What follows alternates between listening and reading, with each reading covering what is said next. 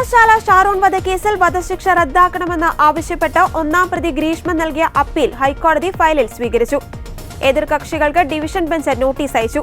വധശിക്ഷയ്ക്ക് എതിരെയാണ് ഗ്രീഷ്മയുടെ അപ്പീൽ. കേസിലെ വിചാരണയ്ക്ക് ശേഷം നെയ്യാറ്റിൻകര അഡീഷണൽ സെഷൻസ് കോടതി പുറപ്പെടുവിച്ച ശിക്ഷാവിധി റദ്ദാക്കണം എന്നാവശ്യപ്പെട്ടാണ് ഹർജി. നിലവിൽ തിരുവനന്തപുരം അട്ടക്കുളങ്ങര ജയിലിൽ കഴിയുകയാണ് ഗ്രീഷ്മ. അതേസമയം 3 വർഷം തടവ് ശിക്ഷയ്ക്ക് വിധിക്കപ്പെട്ട രണ്ടാം പ്രതിയായ ഗ്രീഷ്മയുടെ അമ്മാവനെ വിചാരണ കോടതി അനുവദിച്ച ജാമ്യം ഹൈക്കോടതി ശരിവെച്ചു.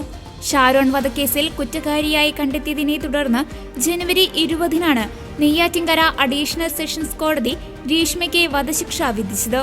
കൊടും കുറ്റകൃത്യം ചെയ്ത പ്രതി തനിക്കെതിരായ തെളിവുകൾ സ്വയം ചുമക്കുകയാണെന്ന് പിടിക്കപ്പെടും വരെ അറിഞ്ഞിരുന്നില്ല എന്നാണ് വിധി പ്രസ്താവിക്കുമ്പോൾ നെയ്യാറ്റിൻകര അഡീഷണൽ സെഷൻസ് കോടതി വ്യക്തമാക്കിയത്. അതിസമർത്ഥമായി നടപ്പാക്കിയ കൊലപാതകമാണിതെന്നും യാതൊരു പ്രകോപനവും കൊലപാതകത്തിന് പിറകിൽ ഉണ്ടായിരുന്നില്ലെന്നും കോടതി പറഞ്ഞിരുന്നു. മരണക്കിടക്കയിലും ഷാരോൺ ഗ്രീഷ്മയെ വിശ്വസിച്ചു. എന്നാൽ ഗ്രീഷ്മ വിശ്വാസവഞ്ചനയാണ് കാണിച്ചത്. 11 ദിവസം ഒരു തുള്ളി വെള്ളം ഇറക്കാൻ കഴിയാതെ ആന്തരികാവയവങ്ങൾ അഴുകിയാണ് ഷാരോൺ മരിച്ചത്. ആ വേദനയ്ക്കപ്പുറമല്ല പ്രതിയുടെ പ്രായമെന്നും കോടതിക്ക് മുന്നിൽ ഒരു ദയയും അർഹിക്കുന്നില്ലെന്നും വ്യക്തമാക്കിയാണ് ഗ്രീഷ്മയ്ക്ക് വിചാരണ കോടതി തൂക്കുകയർ വിധിച്ചത്. സാഹചര്യങ്ങളുടെ സമ്മർദ്ദമാണ് കൊലപാതകത്തിന് കാരണമെന്നും ഷാരോൺ അടിച്ചെന്നും ഭീഷണിപ്പെടുത്തിയുമെന്നുള്ള വാദം ഗ്രീഷ്മയ്ക്ക് തെളിയിക്കാനായില്ല.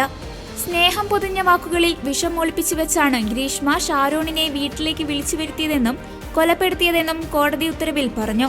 തെറ്റായ വിവരങ്ങൾ നൽകിയും പലതും മറച്ചുവെച്ചും ഗ്രീഷ്മ അന്വേഷണത്തെ വഴിതെറ്റിച്ചു. ആത്മഹത്യ ശ്രമം പോലും ഇതിന്റെ ഭാഗമാണെന്നും കോടതി നിരീക്ഷിച്ചിരുന്നു. വാട്സപ്പ് ചാറ്റുകളടക്കം 48 സാഹചര്യ തെളിവുകൾ കേസിലുണ്ടായെന്ന് കോടതി വ്യക്തമാക്കി.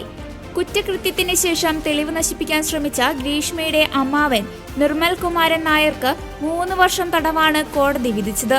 ശിക്ഷ 3 വർഷമായതിനാൽ പ്രതിക്ക് കോടതി ജാമ്യം അനുവദിച്ചിരുന്നു. ഇത് ഹൈക്കോടതി ശരിവെച്ചു.